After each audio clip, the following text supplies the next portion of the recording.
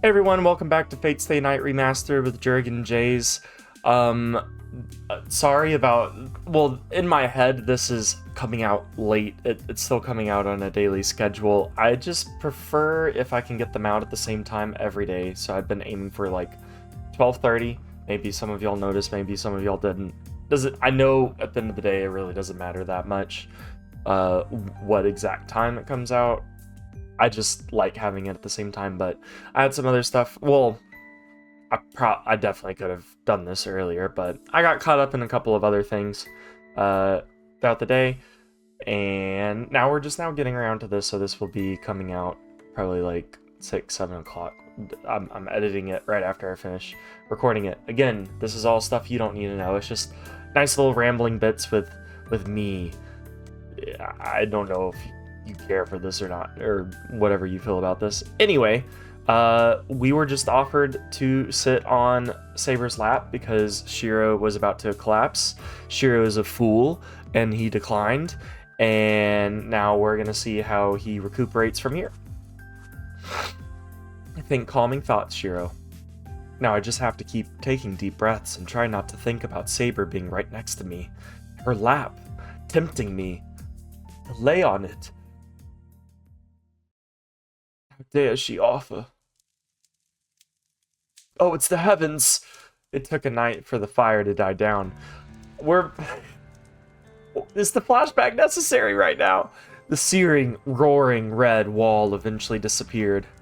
All that remained was a charred field strewn with smoldering, blackened lumber. I remember that, while I lay there on the ground. The sound of it reminded me of sparklers. The sky was getting cloudy. It should rain soon. That will help put out the fires. I could hardly even breathe as I lay there, staring dazedly at the sky. Charred remains hemmed me on all sides. Burns cover almost my entire body, and there's an especially painful sensation around my chest. I've been impaled! My chest is gouged out. Oh, okay. I hadn't read that line yet. I was just making the assumption. I could probably touch my own insides. Yummy. I love touching my insides. Yo, yeah, I'd forgotten about that. I didn't collapse because I got tired. It's not that my numb body was just trying to do me a favor by letting me rest. I collapsed because I was much too hurt to keep moving at all. That's why I ended up just accepting it, calmly, no panic. I knew I wasn't going to make it. Everyone else was already dead anyway, so I wasn't scared. Staring up at the cloudy sky, I felt myself just sort of fading away. Now, this actually happened, or is this just him? He fell asleep on the bench and he's dreaming now. Yet, in the haze of fading consciousness, I decided that as long as I was alive, I'd try calling for help right till the end.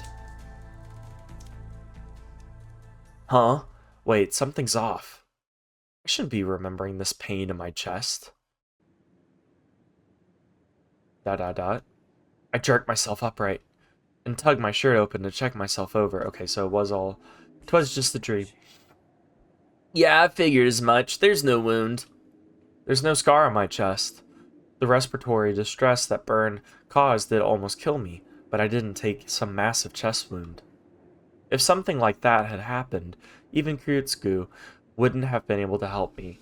That's what I was kind of thinking. I wasn't sure if this was dream or had actually happened, and Kyutsugu not only found him in the rubble, but also literally healed him. But more importantly... Whoa! It's already night! Did I fall asleep, Saber? Has she just been chilling? I would be so bored. Yes, you slept deeply, so I did not wish to wake you. It seems to have helped, though. You have regained some of your color. That's not very nice. Sure, it might have been my fault for passing out, but you could have woken me up. I told you we don't have time to rest. Also, I don't think resting in the middle of public where any other servant and master could have gotten to us would have been the best idea either. But you must rest, and you did so only for about an hour, so it should not be a problem. Got this dark? We like Hold on. I thought we start. Okay. We started searching in morning. I guess we've just been searching a lot longer than I thought. Okay. Hmm. That's just the benefit of hindsight. What would you have done if I hadn't woken up? Well, I do not believe our situation would have changed much. Actually, I had been about to wake you since the sun is setting in and it's growing cold. No, the sun is not setting. The sun is set. It's just dark. I do admit, I feel a lot better. There's no hole in my chest anymore, so definitely better than my dream. I get up from the bench and start walking through the field. There's no trace of what this field once looked like. No trace of when it used to be a residential district, nor any trace of when it was cast in that hellish red light. For some reason, I'm irritated that I dreamed that scene just because I slept here. I mean, you've dreamed that, or not that specific dream, but you've dreamed about it previously. I really don't think it has anything to do with you sleeping here. Shirou, is something wrong? No, I was just thinking that I had a big giant hole in my chest, that if I was going to rest, it should have been somewhere else. Too many bad memories here. Bad memories? Do you have some link to this place? Oh right, I never told you. I used to live around here a long time ago, 10 years ago actually. There was a giant fire, it burned down my house, with my parents inside. You know, trauma, fun stuff. That's when my old man saved me. Later, he adopted me. What? So that means you...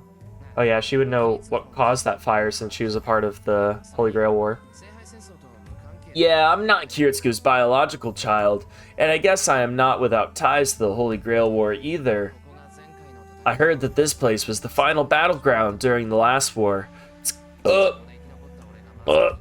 it's kind of ironic to think that the survivor of this site turned into a master. I walk through the field. You're like a phoenix. In the ashes, a new, quote-unquote, new life arose.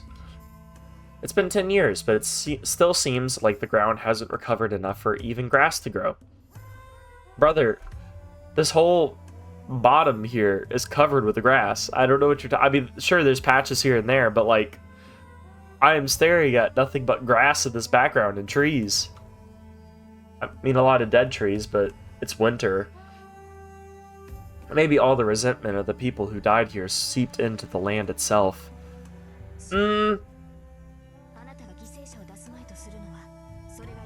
Shirou, is that why you're so adamant about not allowing innocents to be harmed? As a victim of the Holy Grail War yourself, you're hoping to avoid creating any other such victims? Oh, well, you caught me. I'm like a really over-the-top good guy. Now that she mentions it, I guess I can see people coming to that conclusion. How would you not come to that conclusion? How are you not coming to that conclusion about yourself? Surprisingly, I've never thought about it like that. It's probably one of those things where it's like subconsciously driving him. I'm not sure. You have a good point, but I think it's something simpler than that. 10 years ago, I was so happy when Kiritsuku saved me, I didn't feel anything else at the time. Despite having dead parents, maybe dead brothers and sisters, a dead dog, a dead cat, a dead goldfish, all the dead things, it didn't matter. I was happy. Just because a man found me. And I think I just aspired to be like him one day too. Yeah, I was just happy. Words can't even begin to describe what I felt when I called out for help, and I actually got it. But at the same time, the happier I was, the more guilty I felt. It didn't feel right though, knowing that my wish was the only one to be granted. My old man saved me, but no one else was saved, and they couldn't do anything about it. Everyone wished for salvation, but only my wish was granted. Only I was saved. In exchange, everyone else died.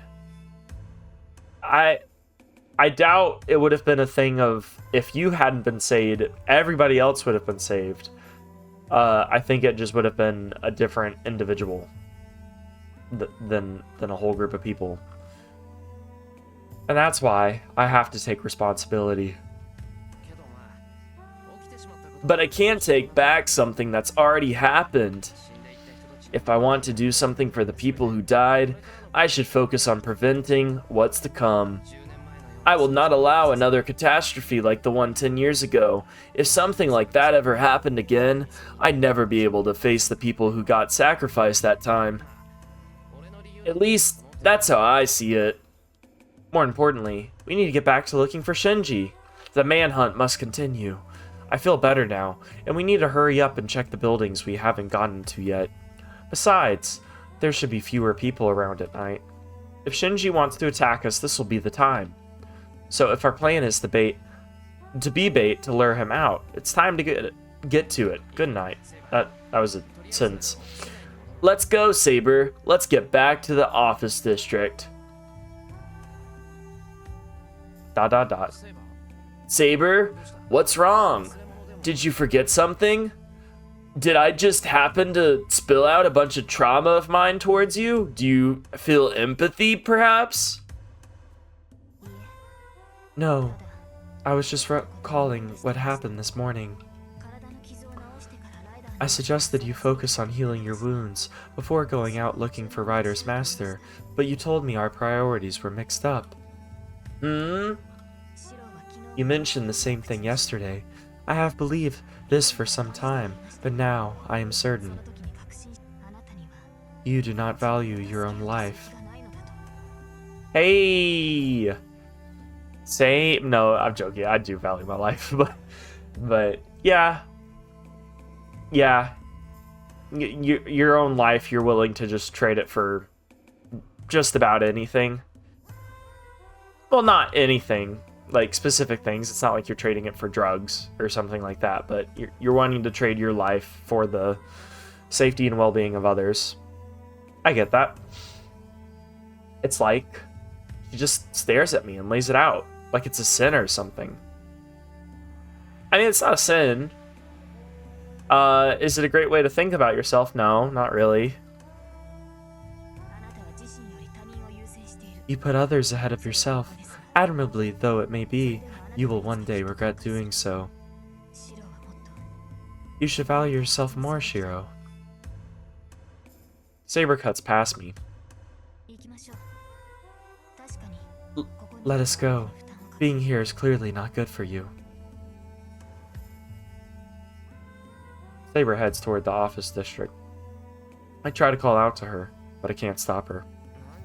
What? Are you saying... Oh, are you saying that's what I want to ask her? But the words just won't come. What are you wanting to ask her? There's no way I'm not trying to help myself. I mean... I mean, you're trying to make yourself not feel guilty, but the only way of you doing that is you just trading your own life in. Which, again, not healthy. That can't be true, but I somehow can't think of a single thing to say to argue with her.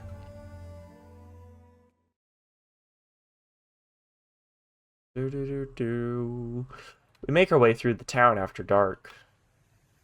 It's a little past 8. The station is at its most crowded hour, and Saber and I stare at the map of the town. I feel like a train station at this time would be a great, super populated area that Shinji would maybe target. We have checked most of the main buildings around this area. Is there anywhere else we can go? Let's see. There's a factory a little further out from here. We should probably go check it out since people gather there. Not that factories are exactly Shinji's style. We do make conversation now, but it's still hard for me to look Saber in the eye. You know, after the whole park bench thing, that whole fiasco, let me tell you, there's only so much romance that this man can handle in a day. I think our conversation from earlier is still stuck in my head. Saber's acting like it didn't happen, which bothers me even more. What about you, Saber? Can you sense Ryder's presence? No, I cannot. I fought her once, so I should be able to sense her. Okay, what was the big, heart thump? An odd feeling prickles my skin. That did more than prickle. That that that got blood like pumping in your heart over time. Even I can feel the wave of magical energy that washes over us. There's no way that Saber can't. Shirou, I do not believe I need to tell you, but... I know. Are they close, Saber? Puts on sunglasses even though it's nighttime. It's time to go into the Batcave or something, I don't know. No, they are not close enough, but we are most definitely being watched. This wave of magical energy is likely an attempt to provoke us. If we're being watched, that means they've fallen into our trap. Oh, we've trapped them so good, not the other way around, I could only imagine. They're not sitting up there at the top of that skyscraper about to just snip us down. Releasing so much magical energy is an obvious attempt to lure us out. So, is this Ryder? My mind changes gears. The awkwardness between Saber and me earlier disappears. I will track the source of magical energy. Please be careful, Master. So, probably not Ryder, if she doesn't know that right off the bat. I nod. Could be Caster. We've not yet seen Caster and their master. But we still need that introduction. The wave of bloodlust I feel stinging at my skin is coming from the direction of the office district as it slowly empties of people.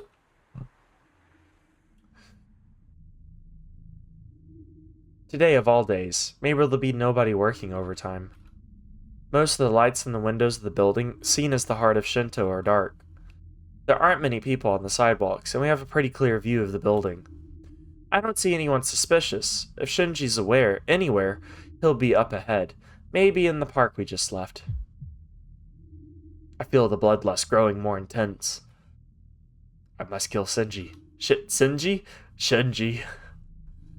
I must tell him to get into the Ava. The enemy's nearby. Or more like... ... A chill runs up my spine. My vision becomes like a 80s television screen. If even I can feel this aura of bloodlust, then we're probably already in enemy territory. Saber! Saber! Be careful! Something's not right! You are correct. I do not believe they would attack us with so many others present, but it is difficult to be certain with this foe. It is best to be cautious.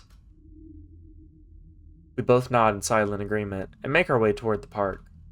Probably best to ignore the oppressive sense of a knife being impressed at my throat. Good to ignore things like that, you know, instead of paying attention to the fear. We just ignore it and suppress it. That's healthy. Shinji and Ryder are nowhere around the office district.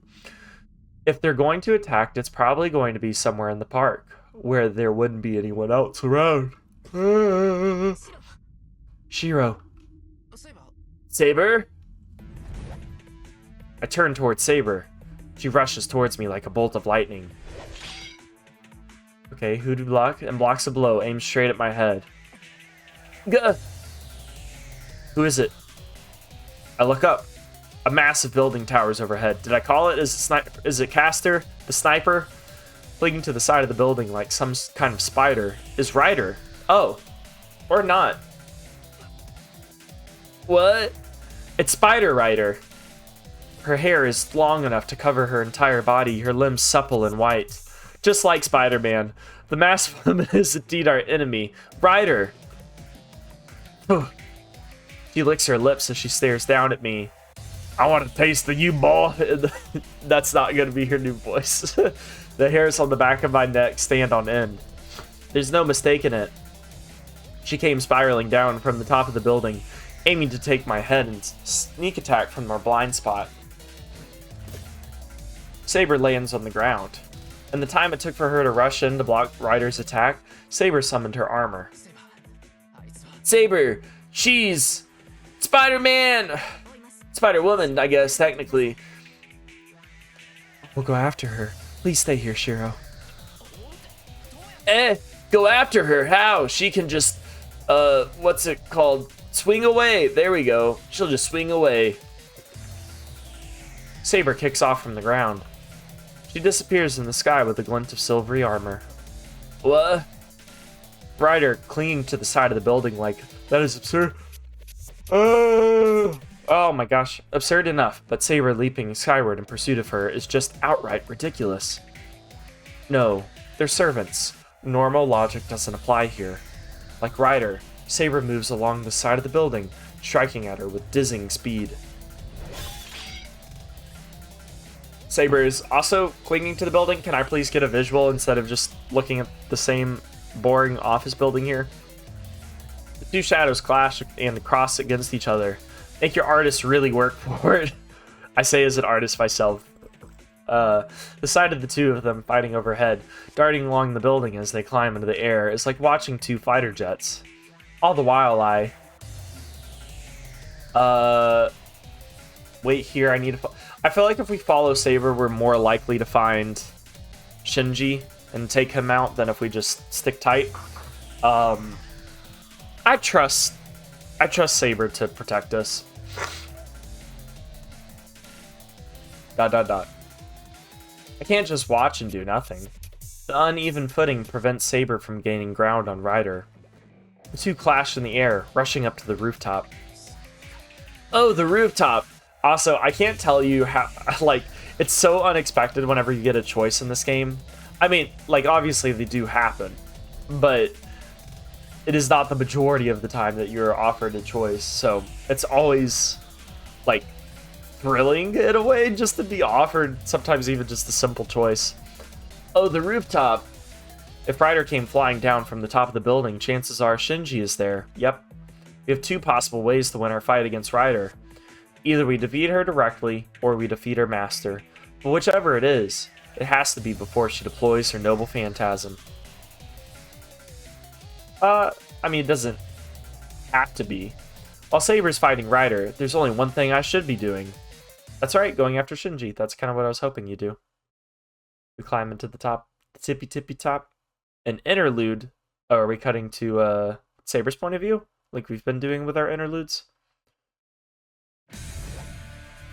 Oh cool, we do get visuals. The two shadows climb upwards. They continue to distance themselves from the ground, gaining more and more altitude. How are they doing this? What kind of insane parkour is going on? I mean, I know they're magical beings that are spiritual in nature, but like, what? Why? Neither needs proper footing. They just kick their way up along the wall.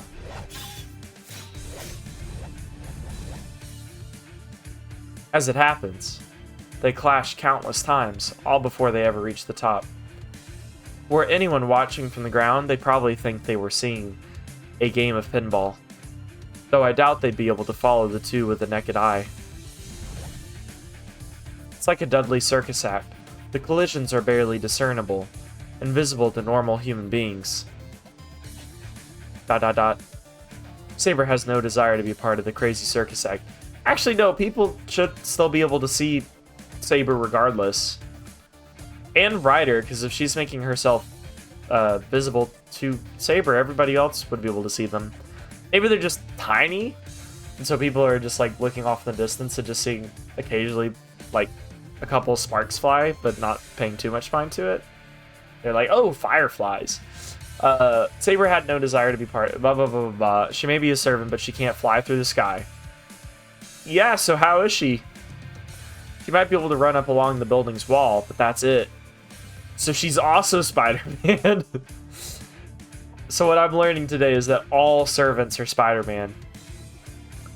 There's no better than a free-for-all for her. She alternates between kicking off from the building before she loses momentum and slowing to let gravity take hold of her. It may be no exaggeration to say she's falling onto the sky. Now that she's started, she'll continue all the way up to the rooftop. And in that entire journey, if her opponent hits her, she'll be hurled to the ground.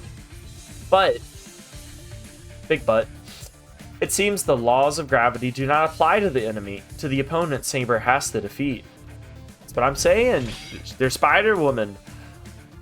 The streak of purple shoots across the side of the building in pursuit of Saber, while Saber focuses on reaching the roof. Gravity has no hold on Ryder, but she leaps around effortlessly, moving in and from all directions. Yep, those are all the directions. Up, down, left, and right. Really needed to lay that out for everybody that wasn't aware. To strike at Saber, her long hair trails out behind her like a comet tail, and she, excuse me, looks like a snake wrapping itself around a log. Yeah, usually when I see snakes wrapping around a log, it's one poop log floating around the other. That's a really awful joke. I don't know if anybody else could have the same visual that I have of my brain right now. Gah. Saber's feet, not fleet, touch the wall. It'd be crazy if she had a whole fleet of starships just pull up. He leans sideways and kicks the wall, aiming for the edge of the building. Spider-Man. Saber suddenly shoots out at a right angle to her previous trajectory. Not one of the attacks finds its mark. Ryder is simply no match for Saber's raw power. Saber shakes Ryder off with a single kick, then kicks upward once again when she reaches the building's side. She aims herself upward.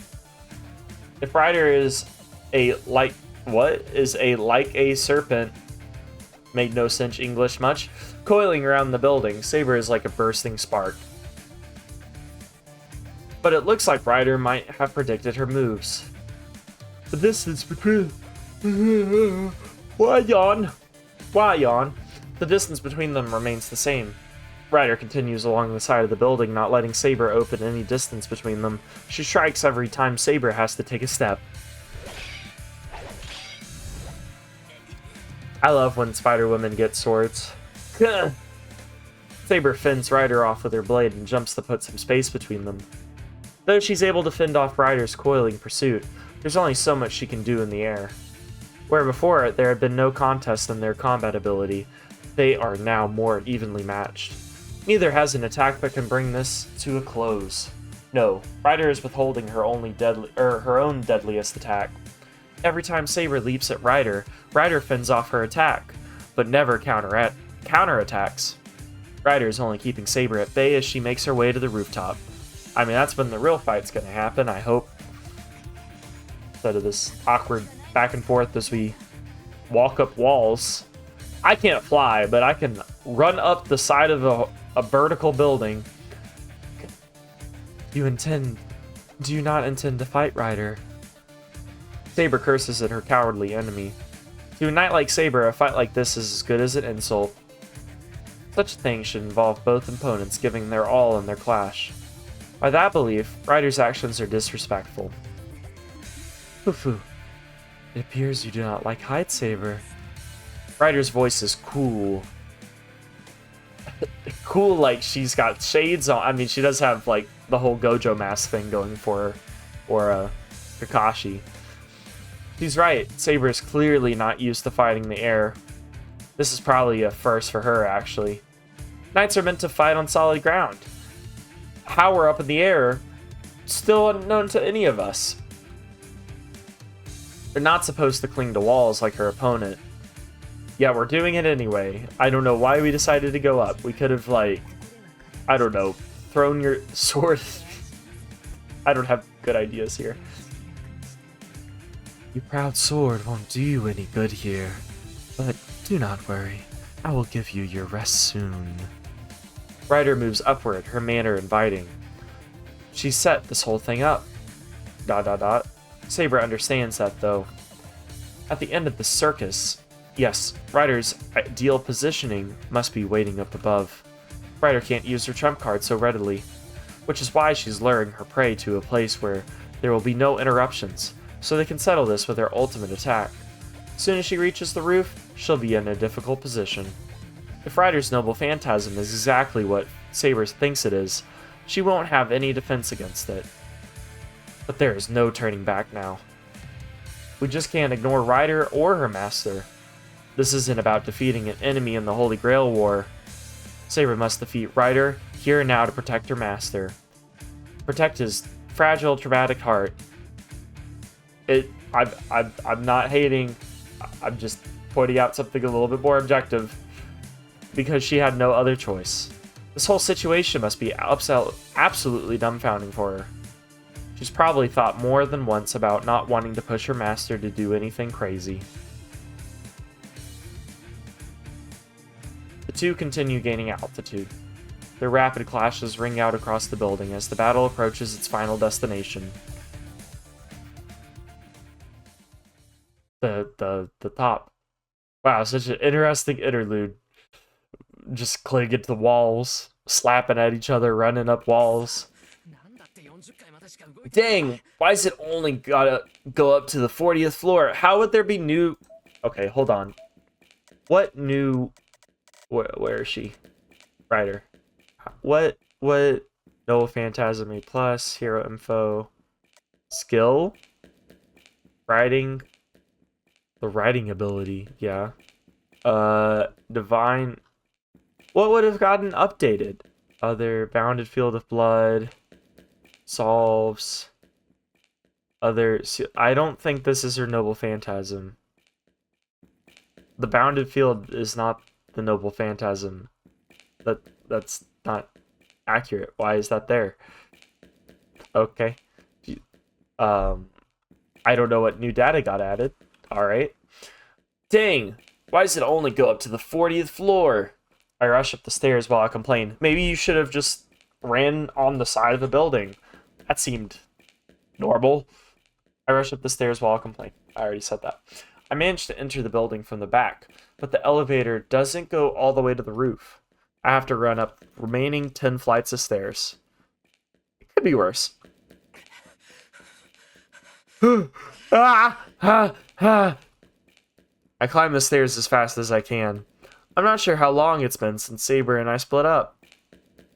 Like 5 minutes, if that.